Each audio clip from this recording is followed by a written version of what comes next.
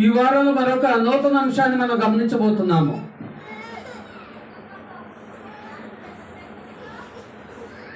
సంఘము ప్రారంభించబడి జగ్గిపేటలో సంఘము పునఃప్రారంభించబడి 8 సంవత్సరాలు అవుతుంది. 8 సంవత్సరాల సంఘ ప్రారంభంలో 7 సంవత్సరాలు, సంవత్సరానికి ఒక 3-4 గృహ కూడికలు జరిగేసరికి గగనం అయిపోయేది. కానీ గడిచి ఒక 4 సంవత్సరాలు 3 సంవత్సరాల నుంచి చెప్తా ఉన్నాను, ప్రతి కుటుంబం ద్వారా ఖచ్చితంగా గృహ కూడిక జరగాలని గడిచేడు 3 సంవత్సరాల నుంచి ఎన్ని మార్లు చెప్పినా కూడా మన బుర్రకెక్కల. దేవుని మహాకృప వల్ల పోయిన డిసెంబర్లో చెప్పడం ద్వారా మరలా అది మా కుటుంబం ద్వారా ప్రారంభించడం ద్వారా ప్రతి మాసము కూడా జనవరి నుండి గడిచేటి మే వరకు కూడా దేవుని మహాకృప వల్ల ప్రతి గృహము ఎవరైతే మా గృహంలో ఏర్పాటు చేసుకుంటున్నారో వాళ్ళు ఏర్పాటు చేసుకుంటున్నారు. ఇంకా ఒక్కో మాసంలో 2 చోట్ల కూడా జరుగుతుంది. వాస్తవంగా మనం ప్రారంభించాలనుకుంది గృహ కూడికలు, కానీ దేవుడు మనం కొద్దిగా విశ్వాసం చూపితే చాలు ఆయన మరింతగా ఆశీర్వదిస్తాడు అన్నదానికి ఉదాహరణ ఏంటంటే, మనం గృహ కూడికలు ప్రారంభించుకుందాం అనుకుందాం. గృహ కూడికల కంటే మిన్నగా దేవుడు సువార్త కూడికల్ని నిర్వహించినట్లు సంఘము ద్వారా దేవుడు కృప చూపుతున్నాడు. అవునా కదా? ఎందుకంటే గడిచిన వారంలో శుక్రవారం ఆర్టీసీ కాలనీలో జరిగింది, బుధవారం జైనపురంలో జరిగింది. సువార్త కూడికలు జరుగుతున్నాయి, బాగానే ఉంది. సువార్త కూడికలు అంటే ఏమై ఉన్నది? సువార్త ప్రకటించడము ధ్యేయమైనది, సత్యాన్ని ప్రకటించడము మన యొక్క అంతిమ గోలై ఉన్నది. ఎందుకంటే లోకంలో సత్యం ఎరగని వాళ్ళు చాలా మంది ఉన్నారు. వాళ్లకు ఆ సువార్త కూడికల ద్వారా వాళ్ళు మారుతారు, ఏదో వెంటనే మన సంఘానికి క్రీస్తు ప్రభు సంఘానికి వస్తారని కాదు, కానీ వాళ్ళకు ఒక అవేర్నెస్ కలిగిద్దని మన యొక్క ఉద్దేశమైనది. వచ్చే 100 మందిలో 200 మందిలో 60 మందిలో 70 మందిలో ఒకళ్ళైనా మారు మనసు పొందితే చాలు, సత్యాన్ని అంగీకరిస్తే చాలు అనేది మన యొక్క ఉద్దేశమైనది. మరి ఆ సువార్త కూడికలు జరగాలంటే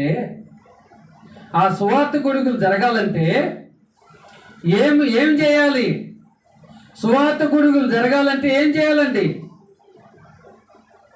సువార్తికుడు డేట్ నిర్ణయించాలి, ప్లేస్ నిర్ణయించాలి, అందరికీ ఫోన్ ద్వారా చెప్పాలి,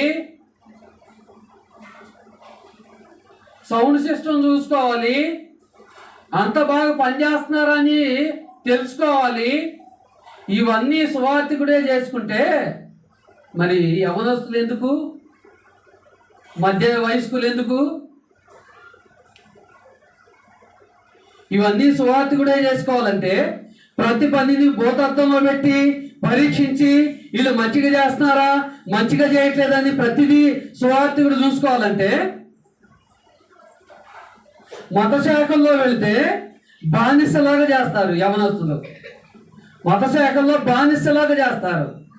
కానీ సత్యాన్ని ఎరిగినటువంటి మనము, సత్యాన్ని ఎరిగినవని కాళ్ళు ఎగరేసుకునే మనము కనీసం దేవుడు కోరుకున్న రీతిగానైనా పరిచర్యలో పాల్గొంటున్నామా? డినామినేషన్లో అయితే వారంలో 7 రోజులు ఉంటే 7 రోజులు బానిసలాగా చేస్తారు. 7 సంవత్సరాల్లో ఎప్పుడు కూడా పరిచర్య చేసే అవకాశము మీకు రాలే. 8వ సంవత్సరంలో నెలకు ఒకసారి సువార్త కూడికలో కూడా ఒక్కొక్కడికి 5 సార్లు ఫోన్ చేయాలి, 10 సార్లు ఫోన్ చేయాలి, ప్రతి పనికి ఫోన్ చేయాలి, ప్రతి పనికి బతిమలాడుకోవాలి. ఏందది? ఏం నేర్చుకుంటుంది మనం? ఎవరు బతిమలాడాలి మనల్ని? ఎవరు బతిమలాడాలండి? బాధ్యత లేదా మనకు? బాధ్యత లేకుండా ఎందుకు ప్రవర్తిస్తున్నారు? ఎవరి పనులను ఎవరి నియమాలను వారు ఎందుకు సరైన విధానంలో నిర్వహించట్లేకపోతున్నారు? ఎవరు ఎవరు ఎవరు 24 hours పనిచేయాలి?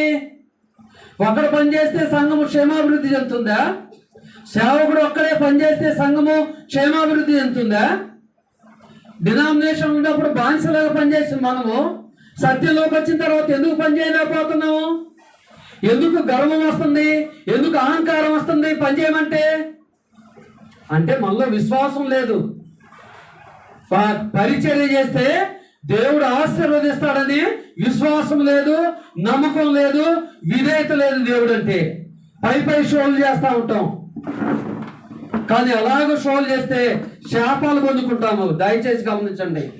షోలు చేసేవాడు ఎప్పుడు కూడా ఆశీర్వదించబడ్డం. ఏ స్థితిలో ఉన్నాడు ఆ స్థితిలోనే ఉంటాడు. ఎప్పుడైతే దేవుడు కోరుకున్న రీతిగా పరిచర్య చేసిన వాడే అభివృద్ధి చెందుతాడు. అలాగ అభివృద్ధి చెందిన వాళ్ళు ఈరోజు మనం గమనించడానికి ప్రయత్నం చేద్దాం.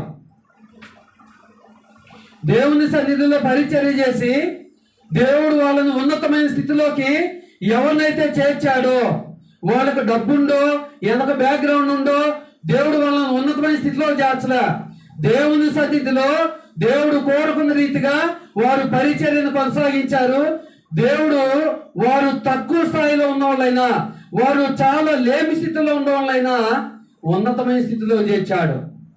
అటువంటి ఉన్నతమైన స్థితి నీకు అవసరం లేదా? సరే, ఉన్నతమైన స్థితి నీకు అవసరం లేకపోయినా కూడా పరలోకం నీకు అవసరం లేదా? ఏం కావాలి నీకు? లోకంలో డంబాలు కావాలి, లోకంలో ప్యాషన్ మాట్లాడటం కావాలి. కాబట్టి ఈరోజు మనం గమనించబోయే అంశం ఏమైందంటే, నమ్మకమైన పరిచర్య చేయటం ద్వారా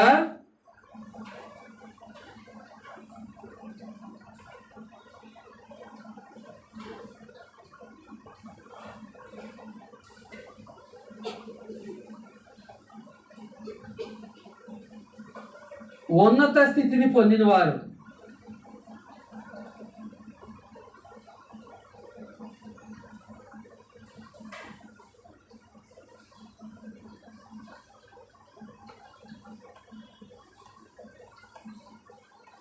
నమ్మకమైన పరిచర్య ఎలా చేయాలి? అందరు చూస్తున్నారా, చూడలేదా? సేవకుడు గమనిస్తున్నారా, గమనించలేదా అని కాదు. దేవునికి నమ్మకంగా పరిచర్య చేయాలి. ఇలాంటి వాళ్ళే దేవుడికి కావాలి. పై షోలు చేసేవాళ్ళు దేవుడికి అవసరంలే. ఎందుకంటే నేడు క్రైస్తవ సమాజంలో మత శాఖల్లో నుండి యవనస్తులను ఒకసారి గమనించండి, మత శాఖ నుండి మధ్య వయస్కులను గమనించండి, మత శాఖ నుండి వృద్ధాప్య స్థితిలో ఉన్న వాళ్ళు గమనించండి.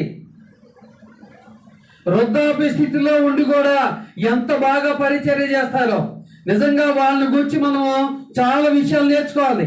వాళ్ళకు సత్యము తెలియదు, కానీ మిగతా విషయాలన్నిట్లో కూడా వాళ్ళు చాలా దేవునికి యోగ్యంగా పనిచేస్తూ ఉంటారు. కానీ మనం సత్యం తెలుసుకుని కాళ్ళు ఎగరేస్తాం, కానీ చేయాల్సిన దానిలో 1% కూడా నికార్సుగా చేయట్లే, నమ్మకంగా చేయట్లే, విధేయతతో చేయట్లే, విశ్వాసంతో చేయట్లే, యథార్థతతో చేయట్లే. ఈ పని నాది అనే బాధ్యత ఒక్కడికో లేకుండా పోతుంది. ఈ పని ఎవరిది? నాది అనే బాధ్యత లేకుండా పోతుంది.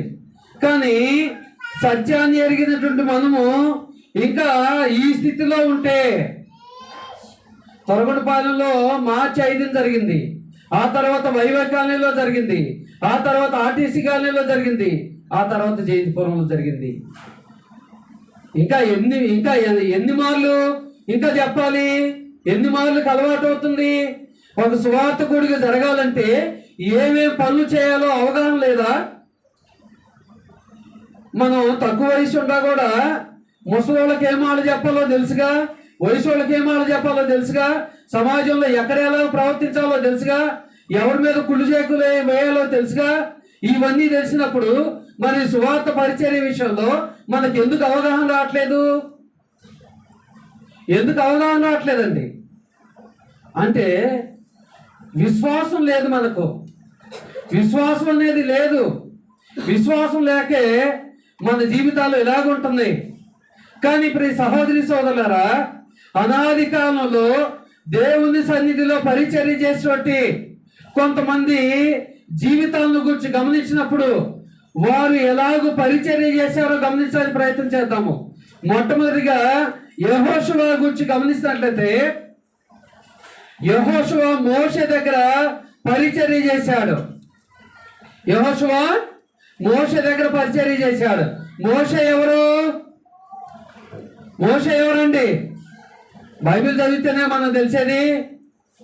మోషే ఎవరు? ఇజ్రాయిలును నడిపించినటువంటి నాయకుడు. అవునా? ఈ మోషే దగ్గర యెహోషువ ఏం చేశాడు?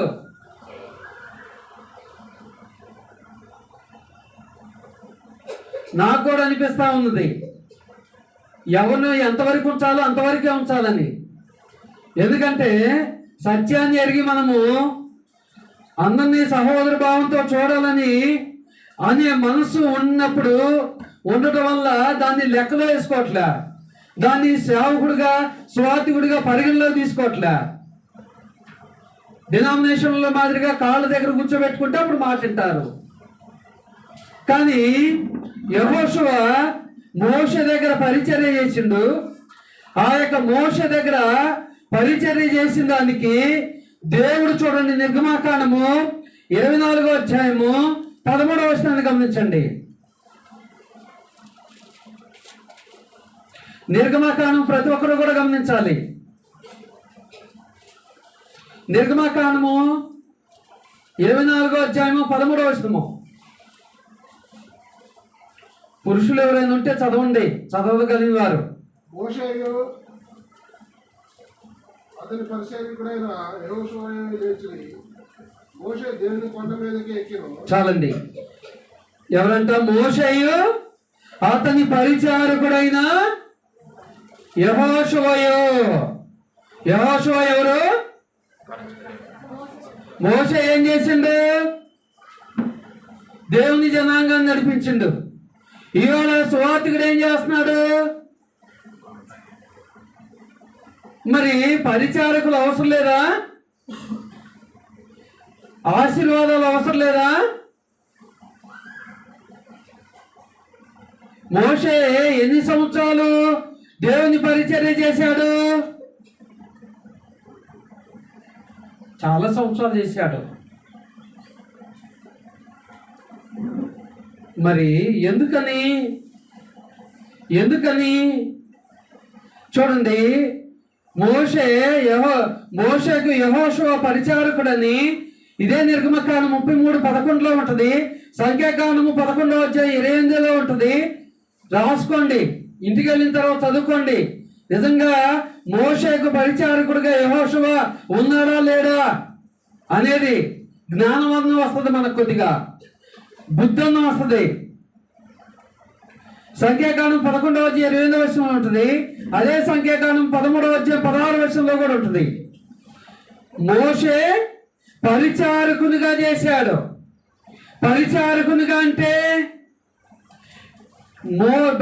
యెహోషువ పరిచారకుడిగా చేశాడు మోషే దగ్గర. మోషే దేవుని ప్రజలను నడిపించడానికి ఏమేం చేయమన్నాడో వాటన్నిటినీ నమ్మకంగా చేశాడు. ఫోన్లు ఉన్నాయా? 100 సార్లు ఫోన్ చేసిండా? ఒకడు 10 సార్లు ఫోన్ చేసిండా? నువ్వు పలాని పని పో, నువ్వు పలాని పని పో అని. మరి అప్పుడు ఫోన్ లేవు కదా. ఇప్పుడు ఫోన్లుండి అన్ని మార్లు ఫోన్ చేసి చెప్పిన గంటకు బయలుదేరుతాం. మనం వెళ్ళిన చోట కూడా మన పనేది, మనం ఎందుకు వెళ్ళాము, ఇవాళ ఏముంది మనకు సంఘము ద్వారా అనేది ఆలోచన చేసుకోము. మనం వెళ్ళిన పని దగ్గర ఎవరైనా కనిపిస్తే మాట్లాడటము, ముచ్చలు పెట్టుకోవటము, ఈ పని మర్చిపోవటము. యెహోషువ కూడా అలాగే చేశాడా? యెహోషువ కూడా అలాగే చేశాడండి. అలాగే చేసినా కూడా దేవుడు ఆశీర్వదించాడా? మోషే యెహోషువ మీద ఒక్క మారు కూడా కోపగించుకోలేదంటే యెహోషువ ఎంత గొప్పగా మోషే దగ్గర పరిచర్య చేశాడో గ్రహించుకోండి ప్రియదేవులారా, గ్రహించుకోండి. మోషే ఆ యొక్క ఇజ్రాయెల్ నడిపించడానికి ఎన్ని సంవత్సరాలండి? ఎన్ని సంవత్సరాలైనా మహారణ్యంలో ఎన్ని సంవత్సరాలు ఉండవు? 40 సంవత్సరాలు ఉండవు కదా. మళ్ళా ఐగుప్తు నుండి తీసుకురావడానికి అంటే ఎన్ని సంవత్సరాలు యెహోషువ పరిచర్య చేశాడో అర్థమవుతుందా మీకు? ఇన్ని సంవత్సరాల్లో ఒక్క మారు కూడా మోషే చేత ఇదిగో ఈ పని చేయాలి, నువ్వు త్వరగా చెయ్యి అని చెప్పించుకోవాలా? ఈనాడు మనం 100 మార్లు చెప్పించుకుంటున్నాం. అదేంటో చెప్పించుకుంటే గొప్పలాగా ఫీల్ అవుతున్నాం, చెప్పించుకుంటే మనం ఏదో హై పొజిషన్లో లాగా ఫీల్ అవుతున్నాం. కానీ అలాగ ఉండొద్దు. ఇప్పటికైనా జ్ఞానం తెచ్చుకోండి. అయితే పాత నిబంధన కాలంలో పరిచర్య విషయంలో యాజకుని మాట వినని వాడు శిక్షకు అర్హుడని ద్వితీయోపదేశకాండం 17-12 గమనించండి. ద్వితీయోపదేశకాండము 17 12 మరియు ఎవడైనాను చదవండి. 17-12 మరియు ఎవడైనాను మూర్ఖుని అక్కడ నీ దేవుడైన యెహోవాకు పరిచర్య చేయటకు నిలుచు యాజకుని మాట చేయలే కానీ న్యాయాధిపతి మాటలే కానీ విననొల్లని అనగా వాడు సావునకు పిడుతనమును ఇశ్రాయేలులో నుండి పరిహరింపబడెను. చదండి. మరియు ఎవడైనను మూర్ఖించి, ఆ మూర్ఖత్వం ఉండటం వల్లే ఇంత దాకా వస్తుంది. ప్రత్యేక మెసేజ్ చెప్పాల్సి వస్తుంది. ఏమన్నాడు? మరియు ఎవడైనను మూర్ఖించి. క్రైస్తవులను పడేవారు, దేవుని అనుసరించేవారు మూర్ఖతను కలిగి ఉంటే ఎప్పుడు కూడా దేవుని చేత ఆశీర్వాదాలు పొందరండి. ఎవరైనా సరే, కౌమార దశలో ఉన్నోళ్ళైనా, యవన ప్రాయంలో ఉన్నోళ్ళైనా, మధ్య వయస్కులైనా, వృద్ధాప్య స్థితిలో ఉన్నోళ్ళైనా, ఎవరి బాధ్యతలు వాళ్ళకు ఉన్నాయి, ఎవరి పనులు వాళ్ళకు ఉన్నాయి. ప్రతి ఒక్కరు కూడా వారి వారి బాధ్యతను తూచ తప్పకుండా పాటించాలి. అప్పుడే ఆ కూడికల ద్వారా కానీ మనకు ఆశీర్వాదాలు. మరియు ఎవడైనను మూర్ఖించి అక్కడ నీ దేవుడిని యెహోవాకు పరిచర్య చేయుటకు నిలుచు యాజకుని మాటనే గాని, ఏంటంట? నిలుచు యాజకుని మాటనే గాని, ఆ న్యాయాధిపతి మాటనే గాని విననొల్లని ఎడలా వాడు చావవలెను. శ్రేష్టము కాని నిబంధనలోనిది దేవుడు ఇలాగ ఆజ్ఞాపించాడు. దేవుడు ఆజ్ఞాపించాడా? మోషే చెప్పాడా? ఎవరు ఆజ్ఞాపించిందండి ఈ మాట? మళ్ళోసారి చదువుతండి. రెండోసారి చదివితేనే మన మట్టిపొరలకు ఎక్కుతుందేమో.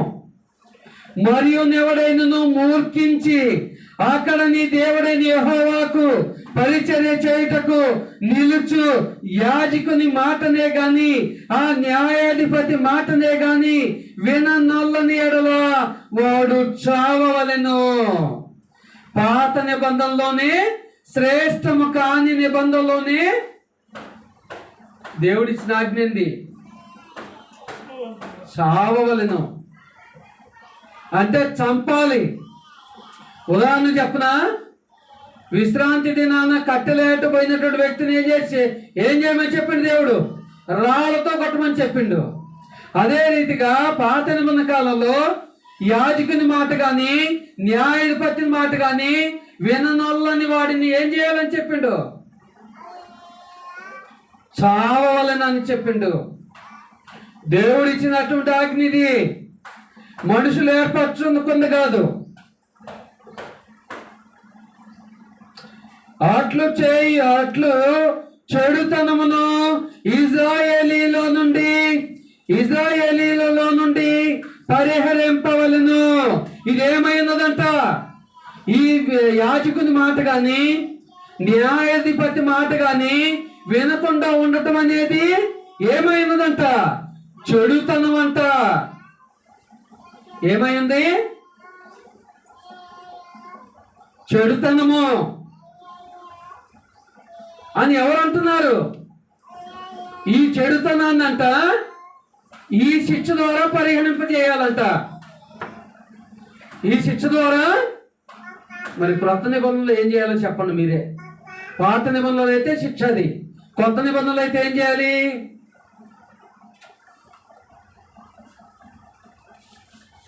ఏం చేయాలి మీరే ఆలోచన చేసుకోండి.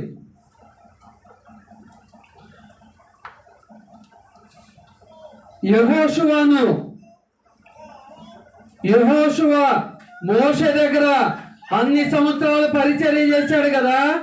యెహోషువను హెచ్చించిన విధానం ఏమైందో గమనిద్దండి. యెహోషువ గ్రంథము 1వ అధ్యాయము 1-6 వచనాలు గమనించాలి. బైబిల్ తెచ్చిన వాళ్ళు ప్రతి ఒక్కరు కూడా గమనించాలి. బరువు అవుతుందని ఇంటి దగ్గర పెట్టి వచ్చిన వాళ్ళు గమనించిన అవసరం. యెహోవా సేవకుడైన మోషే మృతి నొందిన తరువాత యెహోవా నూను కుమారుడును మోషే పరిచారకుడైన యెహోషువకు ఇలాగు సెలవిచ్చెను. యెహోషువకు ఎలాగ సెలవిచ్చాడు? కాబట్టి నీవు లేచి నీవును ఈ జనులందరినూ ఈ యోర్దాను నది దాటి నేను ఇజ్రాయేలుకి ఇచ్చుచున్న దేశములకు వెళ్ళుడి. నేను మోషేతో చెప్పినట్లు మీరు అడుగుపెట్టే ప్రతి స్థలమును మీకు ఇచ్చుచున్నాను. అరణ్యమును ఈ లెబోనును మొదలుకొని మహానది అనే యూఫ్రటీసు నది వరకును హిత్తీయుల దేశమంతయు పడమట మహాసముద్రము వరకును మీకు సరిహద్దు. నీవు బ్రతుకు దినములన్నిటను ఏ మనుష్యుడును నీ ఎదుట నిలవలేకయుడును. నేను మోషేకు తోడయుడునట్లు నీకును తోడయ్యుందును. నిన్ను విడవను, నిన్ను ఎడబాయును. నిబ్బరము కలిగి ధైర్యముగా నుండుము. యెహోషువకు దేవుడిచ్చిన ధన్యత ఏందో తెలుసా? మోషే తర్వాత ఇజ్రాయిలును నడిపించే బాధ్యతను దేవుడు యెహోషువకి ఇచ్చాడు. మోషే తర్వాత ఇజ్రాయిలులను నడిపించే బాధ్యతను యెహోషువకి ఇచ్చాడు. ఎలా ఇచ్చాడు? లోకంలో కాళ్ళు వేసుకొని నేను సత్యాన్ని ఎరిగిన వాడినని తిరిగితే రోడ్లమ్మడి తిరిగితే ఇచ్చాడా? అనేకులు చెప్తే ఇచ్చాడా? లంచాన్ని పెట్టాడా? యెహోషువ ఉన్న దేవునికి ఎలాగిచ్చాడండి? పరిచర్య. ఆ పరిచర్యను దేవుడు గమనించాడు. ఆ పరిచర్యను దేవుడు గమనించాడు. మోషే తర్వాత మోషే స్థానాన్ని దేవుడు యెహోషువకి ఇచ్చాడు.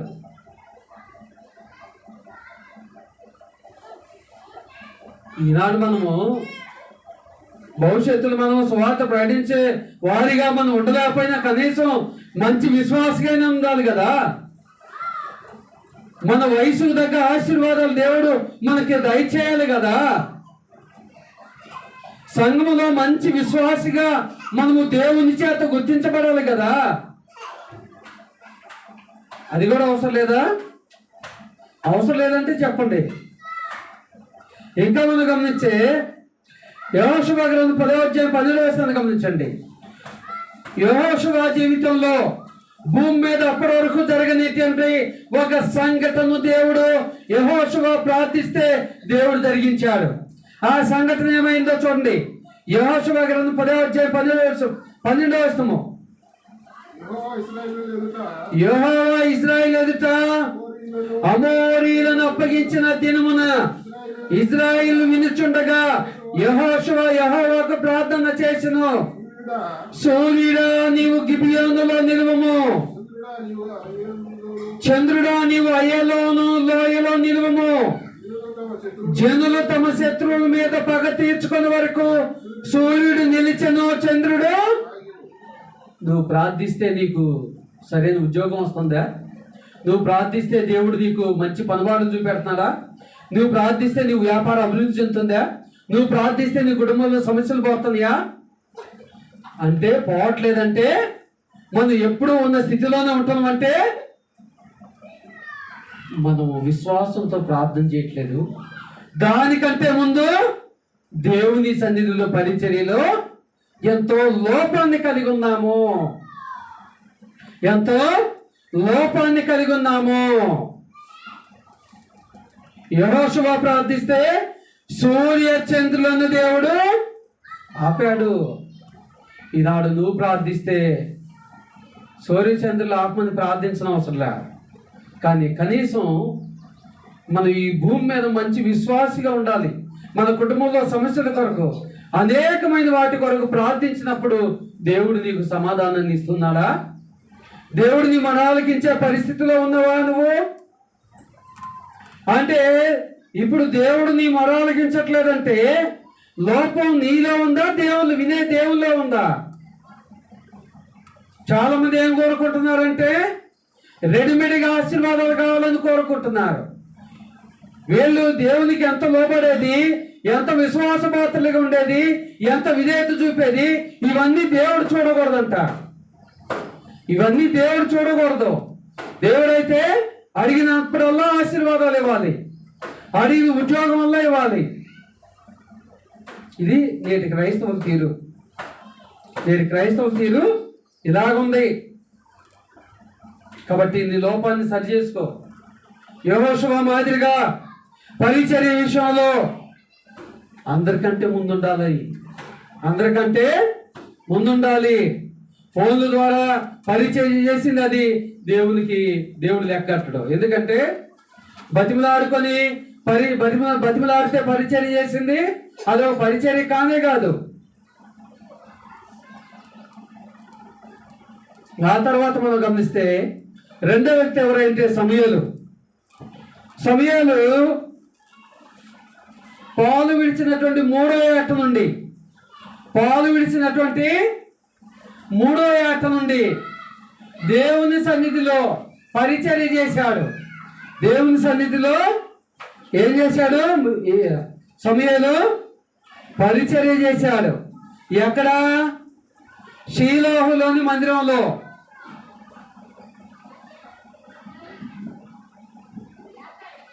ఎవరి దగ్గర? ఏలీ దగ్గర.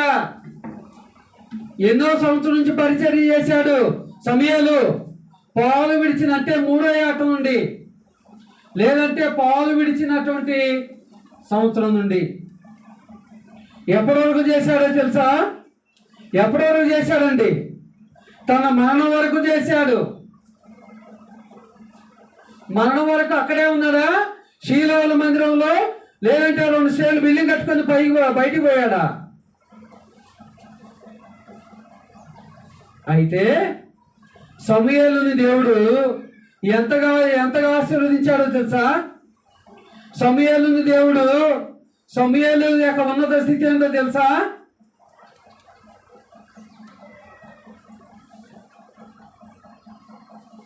ఏంది సమూయేలు యొక్క ఉన్నత స్థితి? ఇజ్రాయేలీల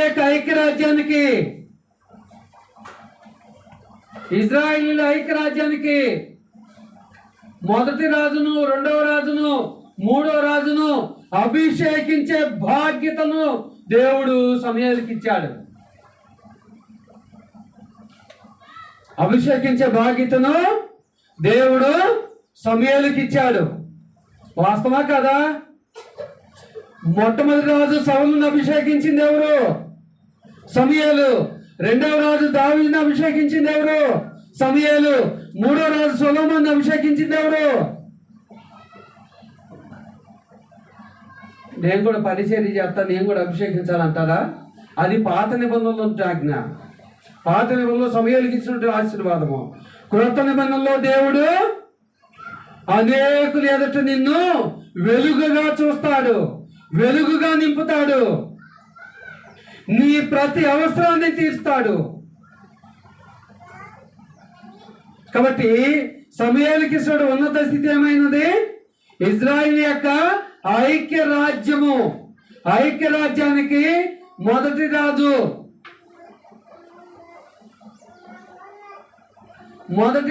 సౌలుని, రెండో రాజు దావీదుని, మూడో రాజు సొలొమోన్ని, ముగ్గురిని అభిషేకించే బాధ్యతను దేవుడు సొలొమోనుకి ఇచ్చాడు. అభిషేకించడానికి మన మాదిరిగా లంచం తీసుకోలే, లంచమే ఇలా సమయాలు. అంటే గుర్తుపెట్టుకోవాల్సింది ఏంటంటే, దేవుని సన్నిధిలో పరిచర్య చేస్తే ఒక్క సెకండ్ కూడా ఆ కష్టాన్ని దేవుడు మనకు ఆయన ఉంచుకోడు. ప్రతి దానికి ఆయన రెట్టింపు ఆశీర్వాదాలను ఉన్నతంగా ఆయన మనల్ని ఆశీర్వదిస్తాడు, ఉన్నతంగా ఆశీర్వదిస్తాడు.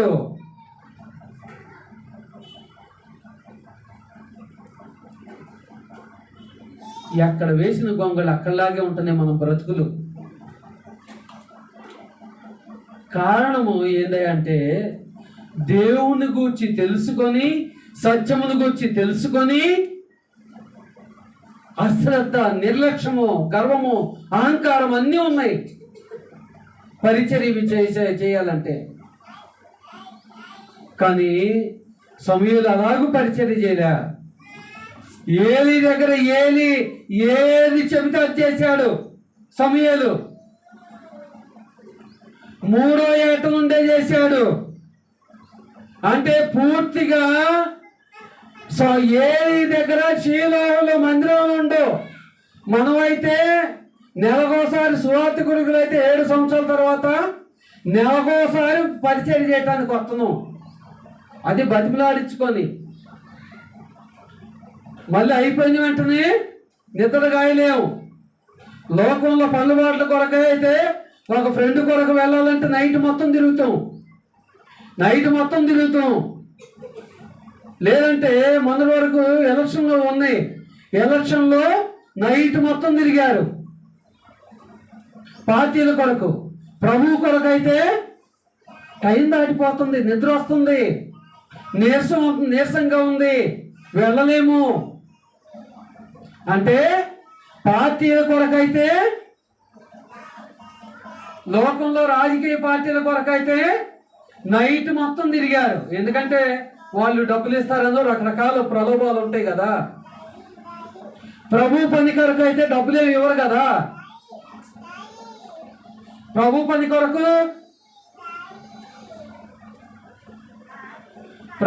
కొరకు నెలకొక నైట్ 12 పని చేయలేమా? ఎప్పుడైనా లేట్ అయితే 12 పని చేయలేమా? ఆ శక్తి లేదా, ఆ సామర్థ్యం లేదా, ఆ జ్ఞానం లేదా, ఆ బుద్ధి లేదా మనకు?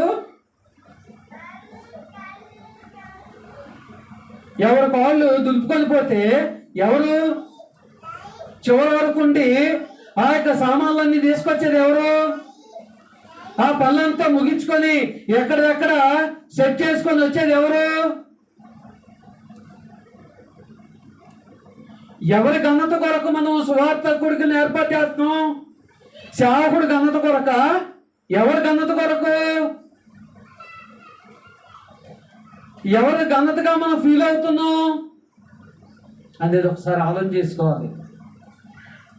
ఎందుకంటే ఆ ఎలక్షన్ టైంలో చూసే చాలా మంది ఏమవుతుంది, ఒక్క సెకండ్ కూడా తీరిక లేకుండా తిరిగారండి. అది మిట్ట మధ్యాహ్నమా అర్ధరాత్రి అనేది కూడా లేదు. అర్ధరాత్రి ఏమో చీకటి కార్యాలు చేయడానికి తిరిగారు, మిట్ట మధ్యాహ్నం ఏమో ప్రచారాలు తిరిగారు. ప్రభు పనికి మాత్రం చీకటి కార్యం కాదు, అది చాలా గొప్ప పని అది. కాబట్టి సమూయేలు ఏ రీతిగా ఆశీర్వాదాలు పొందాడు? ఇశ్రాయేలులను పరిపాలించే ఐక్య రాజ్యములో ఉన్నటువంటి మొట్టమొదటి ముగ్గురు రాజులను అభిషేకించే బాధ్యతను పొందుకున్నాడు. ఎంత ధన్యకరమైన జీవితం అది. ఆనాడు సమూయేలుకి ఇచ్చిన ఈ ధన్యతను దేవుడు నీకు ఇవ్వాలని ఆశిస్తూ ఉన్నాడు. ఆయన ఆశపడుతూ ఉన్నాడు, ఆయన కోరుతూ ఉన్నాడు. నువ్వే దూరంగా పోతున్నావు ఆయనకు. ఆయన నిన్ను హెచ్చించడానికి, నిన్ను ఉన్నతమైన స్థితిలో చేర్చడానికి, నీ నుండి నువ్వు రోజు 1000 రూపాయలు సంపాదిస్తే ఆ 1000 రూపాయలు 900 నాకేమని అడగట్లా. నీ 1000 రూపాయలు నీ ఖర్చుల కోసం ఉపయోగించుకో. కానీ పరిచర్య విషయంలో నీ సామర్థ్యాన్ని ఇవ్వు, కొద్దిగైనా దేవుని పనికి, కొద్దిగైనా దేవుని పనికి ఇవ్వాలి. అలాగిచ్చే మనసు అసత్యంలో ఉండేవాళ్ళు అయితే డే అండ్ నైట్ పని చేస్తున్నారు. చాలా మందిని చూస్తున్నా. మన ఒక 2 నెలల క్రితం నందికి వెళితే ఒక 50 సంవత్సరాలు, ఒక 50 సంవత్సరాలు ఉంటాయి ఒక సహోదరికి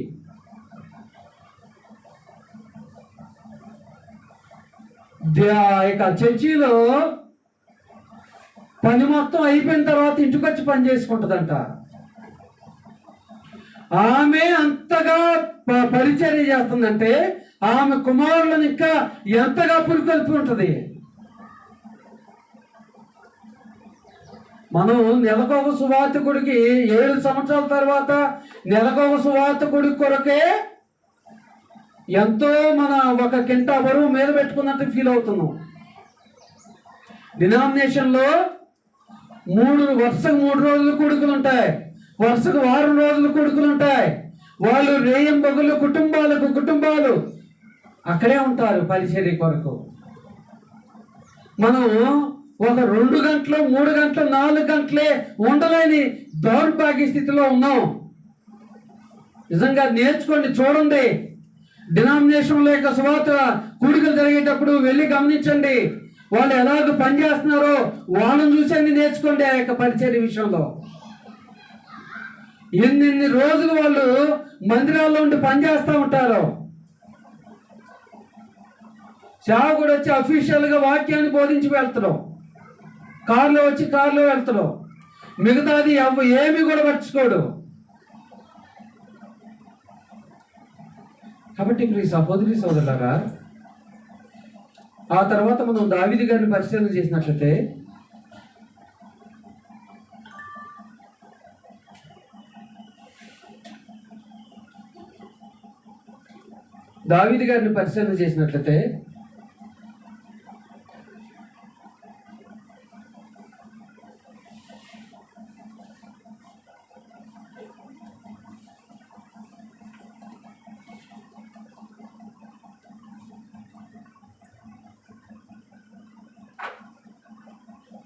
మొదటి సమూయేలు గ్రంథము 18వ అధ్యాయం 5వ వచనాన్ని చూడండి.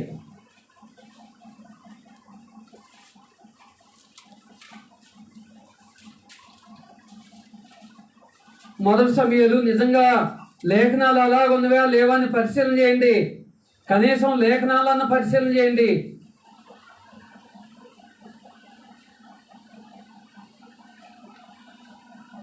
దావీదు సౌలు తనను పంపిన చోటుకెళ్ళను. దావీదు సౌలు తనను పంపిన చోట్లకెళ్ళను పోయి సుబుద్ధి కలిగి పని చేసుకొని వచ్చెను. ఏం కలిగి? ఇక్కడ ఉన్న మనలో ఒక్కళ్ళ కూడా లేదు ఇది. సుబుద్ధి కలిగి. ఏ బుద్ధి అంటే అర్థం కాదు నాకు. సుబుద్ధి అంటే ఏంది నాకు అర్థం కాల. నైట్ 1 గంట అయింది మెసేజ్ తయారు చేసుకుంటే వాస్తవంగా వేరే మెసేజ్ చెప్పాలని తయారు చేసుకున్నా పోయిన వారంలో. ఇదంతా గమనించిన తర్వాత చాలా బాధ కలిగింది. కనీసం వాక్యం ద్వారానైనా మన క్రొవ్విన హృదయాలు మార్చబడతాయేమోనని తయారు చేసుకోవడం జరిగింది. సుబుద్ధి అంటే ఏంది? సౌలు ఒకటి చెప్తే ఇంకోటి చేసుకొని రావటమా? సౌలు ఒక పని చేయమంటే ఇంకో పని చేయటమా? నీకు తెలియలే ఈ పని గురించి అంటావా? ఏంది సుబుద్ధి అంటే? ఏందండి? సౌలు ఏదైతే పని అప్పగించాడో దాన్ని సౌలు ఉద్దేశం చొప్పునే చేయటం, సౌలు కోరుకున్న రీతిగా చేయటం, అది సుబుద్ధి. ఇందులో తన జ్ఞానాన్ని ఏమి జోడించలే దావీదు. తన జ్ఞానాన్ని ఏ విషయంలో కూడా జోడించలే. అలాంటి సుబుద్ధి గల విశ్వాసులు కావాలి దేవునికి. ఎవరు కావాలి? సువార్తికుడు ఒక రకంగా పనిచేయమంటే ఇంకో రకంగా పనిచేస్తా, నాకు బాగా తెలుసు దీని గురించి అని అనేవాళ్ళు కాదు. ఎందుకంటే విశ్వాసిగా నీకే అంత జ్ఞానం ఉంటే సేవకుడిగా దేవుడు ఎంత జ్ఞానాన్ని ఇస్తున్నాడు సువార్తికుడికి? ఆ యొక్క సువార్తికుడికి పట్ల ఒక ప్రణాళిక ఉంటుంది.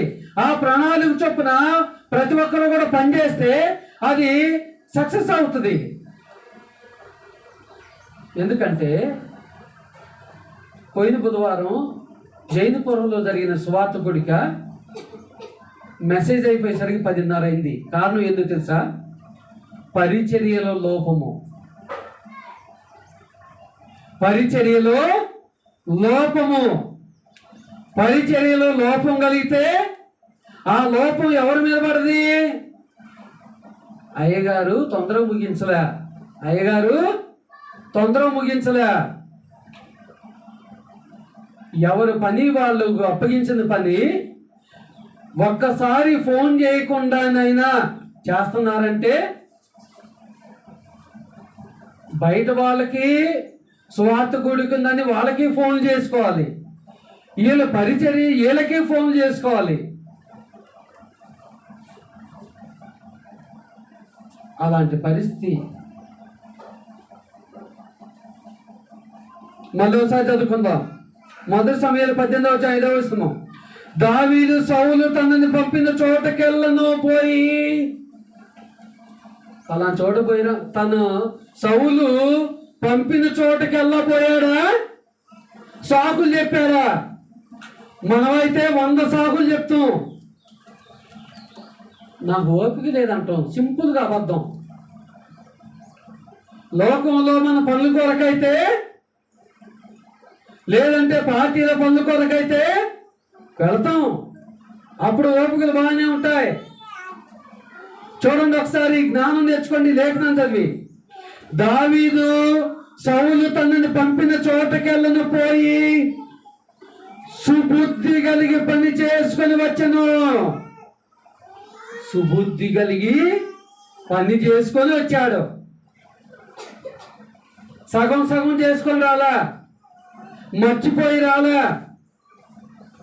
ఒక బాధ్యత ఉంటే ఒక పనికి ఏమేమి కావాలి, ఏమేమి ఉంటాయి, ఏం తీసుకెళ్ళాలి అనేది ఒక అవగాహన ఉంటుంది. అది బాధ్యత ఉండాలి. బాధ్యతగా పనిచేస్తేనే. ఎందుకంటే మన తల్లిదండ్రులు ఒక షాప్కి వెళ్ళి ఒక 4 వస్తువులు తీసుకురాయంటే బాధ్యత ఉన్నటువంటి పిల్లలు ఏం చేస్తారు? మా అమ్మ మా నాన్న ఇది చెప్పాడని అది జ్ఞాపకం ఉంచుకొని తీసుకొస్తారు. జ్ఞాపకం బాధ్యత లేని వాళ్ళు 4 పనులు చెప్తే ఒక పని చేస్తారు, 3 పనులు ఎగ్గొట్టేస్తారు. అదేమంటే మర్చిపోయాను. కాబట్టి ఇప్పుడు ఈ సహోదరి సోదరులారా, దావీదు మాదిరిగా సుబుద్ధి కలిగి పనిచేసే బాధ్యత మనకుందా? సౌలు ఎక్కడికి వెళ్ళమంటే, ఇప్పుడన్న బైకులు ఉన్నాయి, బైక్ ఇచ్చి వెళ్ళమంటేనే వెళ్ళట్లే. బైక్ ఇచ్చి వెళ్ళమంటేనే వెళ్ళట్లే. ఏం వెళ్తారు పాపం? మోకాలు నొప్పులు వచ్చా, గోళ్ళు అరిగిపోయా, 60-70 సంవత్సరాలు దాటిపోయి ఏం వెళ్తారు మరి? అందుట్లో 100 కిలోమీటర్లు పోయి రావాలయా బైక్ మీద. ఏం పోయేస్తారు? అవును కదండి, 100 కిలోమీటర్లు పోయి రావాలి వాళ్ళు. మరి అప్పుడు దావీదు ఏ బైక్ వాడలేదండి, ఏ కారు వాళ్ళ, ఏవి వాళ్ళ, కాళ్ళు నడుకుతూనే వెళ్ళాడు. కానీ ఆయన అంత గొప్పగా పరిచర్య చేశాడు. ఎప్పటివరకు మనం గమనించేటువంటి యెహోషువ కానీ, సమూయేలు కానీ, దావీదు కానీ మళ్ళాగా బైకులు వాళ్ళ. బైక్ ఉంటేనే నేను వస్తానల్లా, బైక్ లేని నేను రానల్లా. మనం టెక్నాలజీ పెరిగింది కదా. అదేందో విచిత్రం ఏంటంటే, లోక పనులకైతే ఎవరో ఒకరు బైక్ అడుక్కొని పోతారు. ఎవరైనా కొద్దిగా అక్కడ దించడానికి రాయంటే పలానా బైక్ ఉంది తీసుకొని వస్తారు. దేవుని పరిచర్య మాత్రం ఎవరి దగ్గర కూడా అడుక్కోరారు. ఇలాగుంటుంది మన విశ్వాస జీవితం. మళ్ళీ మనం క్రైస్తవులు, మళ్ళీ మనం దేవుని సన్నిధిలో పరిచర్య చేసేవాళ్ళం. కాబట్టి ప్రియ సహోదరి సోదరులారా, ఇంకా చాలా ఉంది. దేవుడు ఆయుష్కాలను పొడిగిస్తే వచ్చేవారం గమనిద్దండి. దేవుని సన్నిధిలో పరిచర్య చేస్తే దేవుడు ఎవరిని కూడా దీవించకుండా ఆశీర్వదించకుండా ఉండలేదు. ఈ లోకంలో మనం ఒకళ్ళకి అప్పిస్తే వాళ్ళు మళ్ళీ తిరిగిస్తారు ఎవరో కూడా తెలియదు. కానీ దేవుని పనికి మనం సహాయం చేస్తే, దేవుని పనికి మనము మన శాయశక్తులా పనిచేస్తే దేవుడు ఖచ్చితంగా ఆశీర్వదిస్తాడు. దేవుడు ఖచ్చితంగా ఆశీర్వదిస్తాడు. ఒకవేళ పరిచర్య చేసింది నువ్వు మర్చిపోవచ్చేమో, దేవుడు నీకు ఖచ్చితంగా నిన్ను ఆశీర్వదిస్తాడు. యెహోషువ జీవితంలో జరిగింది అదే, సమూయేలు జీవితంలో జరిగింది అదే, దావీదు జీవితంలో జరిగింది అదే. చూడండి, మోషే గారి స్థానంలో యెహోషువను నియమించాడు దేవుడు. అవునా? మోషేకు మాదిరిగా నీకు కూడా తోడుగా ఉంటానన్నాడు. నాడు గృహాల్లో పోతే ఎన్ని కారణాలు చెప్తాడు, ఎన్ని ఇబ్బందులు చెప్తాడో. ఆ ఇబ్బంది, ఈ ఇబ్బంది, ఆ సమస్య, ఈ సమస్య అని. ఆ సమస్యలన్నీ తీరాలంటే దేవుని సన్నిధిలో పరిచర్య మాత్రం, విశ్వాసం మాత్రం ఎదగం. కాబట్టి ప్రియ సహోదరి సోదరులారా, ఆదివారము దేవుని ఆరాధించడానికి వచ్చి వెళతామంటే కాదు. సంఘ కార్యక్రమాల్లో ఏ వయసులో ఉన్నోళ్ళు ఆ వయసులో తగిన బాధ్యతను నిర్వహించాలి. ఒక విషయంలో సహోదరులను మెచ్చుకోవాలి. ఎందుకంటే ఇంత మునుపు అయితే అనాథల భోజన కార్యక్రమానికి ఒక 40 మందికో 11 మందికి వండటం ప్రారంభించి 45 మందికి వండుతున్నారు. 45 మందికి వండటం చేతైన వాళ్ళు 100 మందికి వండుతున్నారు, 200 మందికి వండుతున్నారు. వాళ్ళు వాళ్ళకు అప్పగించిన సమయంలోనే ఆ పనులు ముగిస్తున్నారు. వాళ్ళకు మనలాగా బైకులు లేవు వేసుకొని రావటానికి.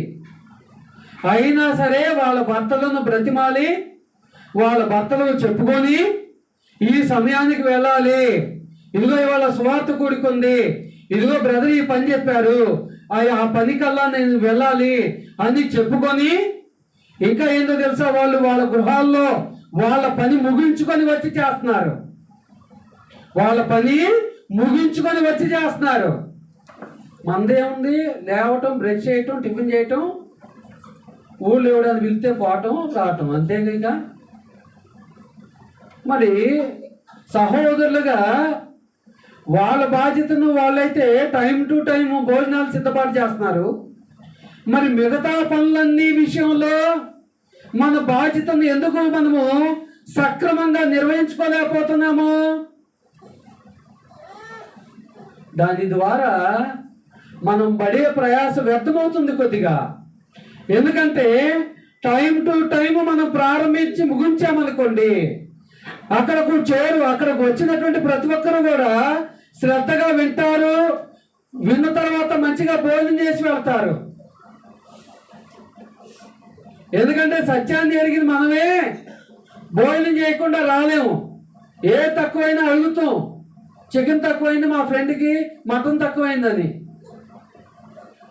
మరి అసత్యంలో ఉన్న వాళ్ళు టైం దాటిపోతుందని మధ్యలో లేచిపోతే మళ్ళా రెండోసారి ఆ ప్రాంతంలో స్వార్థ గుడికి జరిగితే వస్తారా వాళ్ళు పిలిస్తే? వీళ్ళ దగ్గర పోతే లేట్ అవుతుంది, భోజనం మిస్ అవుతుందని మానేస్తారు. కాబట్టి ఇప్పుడు ఈ సహోదరి సోదరులారా ఆలోచన చేసుకోండి, మననం చేసుకోండి. లేఖనాలు మళ్ళీ ఇంటికి వెళ్ళిన తర్వాత చదువుకోండి. వాళ్ళు ఎలాగో పరిచర్య చేశారో ద్వితీయోపదేశకాండం 17-12 ద్వారా చెప్తున్నాడు. ఒకవేళ పరిచర్యను కనుక ఆ యొక్క పరిచర్య విషయంలో యాజకుడి మాట కానీ న్యాయాధిపతి మాట కానీ విన్నోళ్ళని వాడిని ఏం చేయమని చెప్పాడో, శ్రేష్టము కాని నిబంధనలోనే దేవుడు అలాగే చెప్పాడంటే ఇప్పుడు మనము శ్రేష్టమైన నిబంధనలో ఉన్నాం.